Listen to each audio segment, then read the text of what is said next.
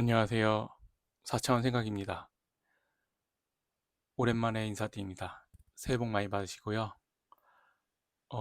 요즘에 중동 전쟁이라고 부르는 제 생각에는 일방적인 테러죠. 이스라엘이랑 미국의 이란 테러에 대해서 이야기해 보려고 합니다. 일단 이 두 깡패 같은 나라들이 이란에게 폭력을 가했습니다. 뭐 이란도 썩 좋은 나라는 아닌데, 그런데 이란이 나 혼자 못 주고 하면서 지금 물귀신 작전을 펴고 있죠. 트럼프는 네가 항복해라, 그럼 봐줄게 얘기하고, 이란은 자기네 지도자들이 죽었기 때문에 쉽게 전쟁을 끝낼 수 없죠. 자존심 있으니까.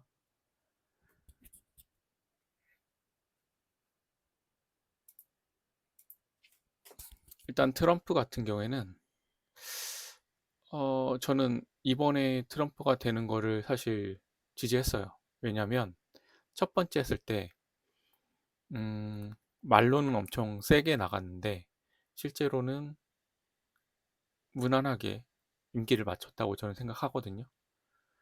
그래서 제가 본 트럼프는 이명박에서 윤석열이 되어 귀환했다고 봅니다. 이명박은 어떠냐? 욕망의 화신입니다. 모략, 그리고 강한 자한테 약하고 약한 자한테 강하게 처신하고요. 국가 재산을 사유화, 민영화라는 이름으로 사유화하려고 했죠. 그래서 돈 벌려고 사실 대통령에 나온 사람, 뭐 다른 목적도 있지만 이렇게 봤습니다. 그리고 윤석열 같은 경우에는 그냥 뭐 요즘 나오는 그 음모론처럼 김건희가 실세고 윤석열은 그냥 바지다 라고 얘기를 하는데, 뭐가 맞는지 아닌지는 둘만 알겠죠. 옆에서 본 사람들이 있으니까 그렇게 하겠지만 윤석열도 아예 바보는 아니라고 생각을 합니다. 찐사랑인지 아닌지 모르겠지만 하여튼 중요한 거는 이제 대통령이 되고 나서 뭐 그전엔 이렇게 살았을 거예요. 남이 하면 불법이고 검사인 내가 하면 합법이다. 사이비를 믿는 것도 내 자유다. 그리고 내 와이프나 내가 믿으면 사이비가 아니다. 그래서 대통령을 하다가 궁지에 몰리니까 독재자가 좋아 보였는지 내란을 하죠. 실패는 했지만. 그래서 지금 감옥에 있죠. 근데 이 둘은 실제로는 어, 제가 보기에는 이렇습니다. 기득권이랑 범죄 카르텔들의 지원이랑 지지를 받은 다음에, 그러니까 자신들의 범죄를 숨기고 싶었던 거겠죠. 그러려고 대통령이 된 것 같아요. 이번에 뭐 김문수랑 한덕수가 서로 국민의힘에서 대선 후보가 되겠다고 한 것처럼 한덕수도 내란을 도왔기 때문에 꼭 대선 후보가 되어야 했죠. 당선되면 더 좋았을 거고. 근데 그게 안 돼서 떨어져서 지금 감옥에 있죠. 저는 이 둘 말고도 많은 국힘 쪽 국회의원이나 대통령들이 윤석열이랑 비슷한 행동을 하고 있다고 생각해요. 뭐 나경원 의원 같은 경우에도 엄밀하게 치면 실형을 받아서 국회의원을 직을 잃어야 되겠지만 남편이 판사고 아직 보호하려는 세력들이 있어서 그런지 몰라도 벌금을 엄청 때리고 형을 적게 받았죠. 그래서 국회의원을 유지하고 있죠. 저는 그런 것 같아요. 그 사법계가, 검찰은 사법계는 아니지만 같이 법을 공부했다고 해서 같은 편이라고 생각을 해서 자신들과 같은 편인 사람들의 처벌은 약하게 하고 자신들과 연결이 없는 사람들은 강하게 처벌하는, 그래서 조희대가 물러나야 되고 사법도 개혁을 해야 된다고 저는 생각을 합니다. 뭐 오늘 주제는 그게 주가 아니니까. 그래서 일단 이란 같은 경우에는 트럼프가 베네수엘라 때문에 착각을 한 것 같아요. 트럼프는 무능력한 대표고 그 부하들이, 능력자 부하들이 베네수엘라 작전을 성공적으로 완료를 하죠. 그러고 나서 자신감을 얻고 이 지지도가 좀 오를 것 같다. 국면 전환을 할 수 있을 것 같다는 생각에 베네수엘라와 다르게 이란도 엿봅니다. 이게 뭐 이스라엘이 옆에서 이렇게 바람을 넣었다. 뭐 이스라엘이 먼저 한 거고 트럼프는 바지 사장이다. 뭐 이런 얘기는 있지만 그거는 제 판단대로 하겠습니다. 결국은 트럼프의 무지와 욕망의 오판이 부른 세계 재앙입니다. 그게 지금 중동 상황입니다. 사실 이 전쟁으로서 이득 보는 사람은 베냐민 네타냐후, 이름이 맞는지 모르겠습니다. 이 사람만 이득을 볼 거예요. 이스라엘 같은 경우는 미국의 자신들의 무기도 쓰지만 미국이 참전을 했고 미국의 무기를 썼고 미국이 이란과 직접적으로 싸우고 있는 상황이죠. 이스라엘은 옆에서 곁다리로.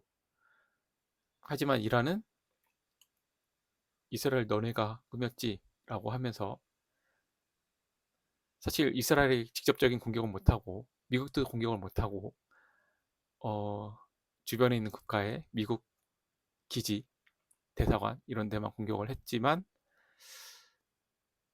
아직까지 미국이랑 이스라엘이 크게 타격을 받은 것 같지는 않아요. 사실 이번 전쟁으로 인해서 트럼프는 아마 투사고팽이 될 것 같고요. 어차피 이번을 끝으로 대통령이 될 수는 없으니까 윤석열처럼 내란을 일으킨다던가 이러지 않은 이상. 그리고 이라크가 베트남, 이라크 이후에 세 번째 전쟁에서도 물러나게 된다면 중국한테 밉보이는 상황이, 그러니까 확실한 1강이 아니라 2강을 만들어주는 호구 미국을 만드는 상황이 됐다고 생각합니다. 현재 가장 악의 축은 이스라엘이죠. 저는 그래서 과연 히틀러가 아무 이유 없이 다른 민족들도 많았을 텐데 유대인을 이스라엘을 탄압했을까라는 생각이 듭니다. 사실 지금 상황을 보면 너네 여기서만 살라고 팔레스타인의 땅을 살짝 줬는데 그들의 땅을 모두 차지하고 팔레스타인을 가자지구에 몰아넣었죠. 그리고 이스라엘은 핵도 갖고 있죠. 테러도 하죠. 해킹도 하고 나라 간의 이간질도 합니다. 나라와 국민, 그러니까 국가와 백성, 국민들 사이를 이간질도 하고요. 그러고 이스라엘 총리는 독재를 많이 하죠. 대통령이 있지만 실권자는 총리라고 알고 있습니다. 뭐 제가 그 나라 정치 상황까지 정확하게 잘 모르지만 뭐 사실 이스라엘만 욕할 건 아닙니다. 그러니까 지금 잘 나가고 있는 선진국들은 사실 침략과 강탈의 도적 집단에 다를 바 없는 국가들이죠. 1차 세계전, 2차 세계대전 열강국들이 그랬고요. 미국도 그렇고 중국은 열강한테 털리다가 땅이 크고 인구가 많아서 자원도 많고 우리나라를 본떠서 열심히 따라잡아 이제 강국이 되었죠. 그러고서 주변국을 수탈하기 시작했죠. 미국과 더불어.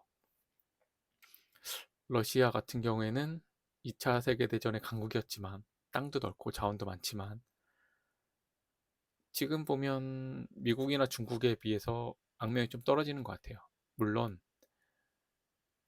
아, 그 총리 누구죠? 대통령? 푸틴이 맞을 거예요. 푸틴 같은 경우에는 개별적으로 자신이 싫어하는 인물들에게 테러를 하지만 물론 우크라이나죠. 또 침범을 했지만 그쪽은 뭐 남한이랑 북한, 그러니까 우리나라랑 북한 같은 사이인 거죠. 했는데 이제 나라가 독립을 따로 한 거니까 자기네들은 같은 민족이라고 하고 이름이 지성이 비슷하잖아요. 블라디미르. 하여튼 뭐 그쪽은 논외로 치더라도요. 중국도 지금 대만, 홍콩 뭐 이렇게 하려고 하고 있고, 티벳도 자기네 땅으로 우기고 있고, 심지어 우리나라도 자기네 땅으로 우기고 있죠. 우리 문화도 그렇고. 그러니까 전 세계적으로 피해를 준 거를 봤을 때 러시아는 미국 쪽에, 미국이래, 유럽 쪽에 좀 피해를 많이 줬고요. 그쪽으로 계속 진출하려고 했고, 우리나라 조금, 몽골 조금, 미국은 전 세계, 중국도 지금 전 세계를 상대로 폐악질을 부리고 있습니다. 이스라엘과 더불어. 전 그렇게 생각합니다. 어, 지금 중동 상황 때문에 우리나라가 위기를 겪고 있죠. 근데 저는 걱정할 게 없다고 생각합니다. 왜냐하면 식민지에서 벗어났고 열심히 해서, 국민들이 열심히 해서 선진국이 된 우리나라를 저는 믿습니다. 6.25 전쟁도 극복했고요. 독재도 타도했고, 외환위기, IMF도 극복하고, 전 세계 질병이라는 코로나도 극복했습니다. 코로나가 실제로 그렇게 위험한 질병인지는 전 잘 모르겠지만, 일단 전 세계가 난리를 피웠으니 잘 극복했다고 하겠습니다. 그리고 지금 대통령을 잘 만났죠. 심지어 우리나라는 1차, 2차 석유파동이라고 불리는, 저는 잘 몰라요. 기억이 안 나요. 그 석유 위기의 극복을 경험한 국가입니다. 원료 산업들이 조금 타격을 받겠지만 우리나라는 대중교통이 잘 돼 있고요. 그 발전은 석유로 하지 않습니다. 지금은 뭐 화력도 하기도 하지만 뭐 원자력, 그 다음에 친환경 에너지 통해서 발전을 하고 있죠. 그래서 아껴 쓰면 됩니다. 아, 못하네요. 괜찮습니다. 저만 알겠죠? 그래서 저는 우리 대한민국은 경제 강국이라고 생각합니다. 그래서 주식 하시는 분들 걱정하고 계실 텐데, 주식 가치에 맞게 주가가 오르고 회복하는 게 정상입니다. 다시 한번 말씀드리지만 지금의 대통령은 이재명 대통령이기 때문입니다. 윤석열이었으면 제가 이런 방송을 하지 않았을 겁니다. 큰일이다 라고 말씀드렸을 겁니다. 근데 경제를 좀 잘 알고요. 어떻게 대응해야 될지도 알고 하는데, 좀 이란 상황에 대해서는, 물론 석유가 좀 많이 비축분이 많지 않다고 해요. 그다음에 장기전으로 갈 것 같다고 하기도 하고. 그래서 대통령이 이렇게 대비를 하는 건 좋은데 너무 국민들한테 걱정을 끼치게끔 말하는 방식은 좋지 않다. 걱정할 거 없다. 이렇게 해줬으면 좋을 것 같아요. 대비하게끔 하는 것도 좋긴 한데, 아직까지는 안정적이고 우리는 얼마 동안 견딜 수 있고, 우리나라가 이란 쪽이 아니더라도 대체할 에너지를 어디선가 구해올 수 있다. 시간이 걸릴 뿐이다. 그리고 그 비축분이 떨어지기 전에 대체 에너지를 갖고 올 수 있기 때문에 가격은 좀 오르겠지만 걱정 없이 우리나라 경제에 영향을 주지 않을 것이다. 이렇게 얘기하는 게 저는 맞았다고 생각합니다. 최근에 뉴스를 못 봐가지고, 제가 TV가 없어요, 집에. 뉴스를 못 봐서 잘 모르겠지만 그렇게 얘기하셨었으면 좋았을 거라고 생각합니다. 어제 어머니께서 저에게 전화하셔서 이란 때문에 걱정이라고 하셔서, 아마도 언론에서는 지금 상황을 엄청 부풀려서 위기라고 얘기하는 것 같습니다. 사실 우리가 그쪽으로 여행 가지도 않고 에너지만 아니면 큰 타격을 볼 게 없다고 저는 생각합니다. 물론 에너지가 중요하긴 하지요. 그래서 주식시장의 위기는 저는 기회라고 생각합니다. 불안감에 떨어진 지금이 오히려 저가 매수의 기회라고 생각합니다. 그러니까 혹시라도, 뭐 미국이 질 리는 없을 겁니다. 이란이 지지 않을 겁니다. 둘은 완만하게 합의를 하고 끝낼 거예요. 왜냐면 이란이 초토화된다고 하면 전 세계 에너지난 심각해질 거고요. 이스라엘이 딱히 이득 보는 건 없어요. 그냥 그 주변에 지배력이 강해지는 거지. 이스라엘이 가서 이란을 뭐 지배한다? 미국이 가서 지배한다? 다른 나라들이 봐주지 않을 겁니다. 심지어 이란 쪽에서 원유를 수입하는 나라들조차도. 미국은 충분히 강대국이기 때문에 그들에게 더 힘을 실어줄 것 같진 않아요. 오히려 미국이 폭주한다면 핵을 쏘거나 전 세계가 동시에 공멸하겠지만, 미국이 폭주한다면 중국과 유럽이 합쳐서 막아낼 거라고 생각합니다. 그리고 지금 뭐 이란에 파병하자는 뭐 전환길과 국민의힘 일부 의원들이 있는데, 당신들이 가십시오. 그리고 가기 전에 한국 국적을 포기한 다음에 가십시오. 괜히 한국인이라고 이야기하지 마시고, 왜 참전을 하면 안 되는지는 다른 분들이 많이 말씀을 하셨을 겁니다. 프랑스가 최근에 그랬다고 하죠. 너희가 패전한 전쟁에 우리는 같이 책임지고 싶지 않다. 사실 지금 미국이 이란을 모든 무기를 갖다 끌어써서 핵을 제외하고요, 폭격을 해서 없앤다면, 이란 국민들도 다 죽인다면 몰라도 이길 수 있는 전쟁은 아닙니다. 경제적 제재는 지금까지 계속 해왔고요. 그 외에 방법이 없으니까 쳐들어간 겁니다. 저는 어떻게 보면 우리나라가 이란에 돈을 주지 않은 것도 있다고 하고, 대사관이 있으니까 돈을 줬는지 안 줬는지 제가 기억하기는 아마 3천억 불인가? 안 주고 있는 걸로 알고 있어요. 미국이 주지 말라고 해서. 그럼에도 불구하고 우리나라랑 나름 친하게 지내왔어요. 근데 미국의 말만 듣고 이란과 손절하는 거는 썩 좋지 않아 보입니다. 미국이 우리에게 그렇게 큰 지속적으로 앞으로도 도움을 주진 않을 것 같아요. 우리가 더 착취를 당하면 당하지. 지금처럼 너무 사대를 한다면, 예전 중국한테 했던 것처럼, 지금 일본이 미국한테 하는 것처럼 사대를 한다면, 우리나라도 그냥 미국의 호구 잡힌 나라 중 하나일 뿐일 겁니다. 그래서 저는 다시 말씀드리지만, 우리나라는, 우리 한국인은 위기에 강합니다. 중동 전쟁은 우리가 겪은 수많은 위기 중 일부일 뿐입니다. 우리는 하루에도 더 많은 위기를 겪고 있죠. 사실 우리나라는 종전이 아닌 휴전 국가입니다.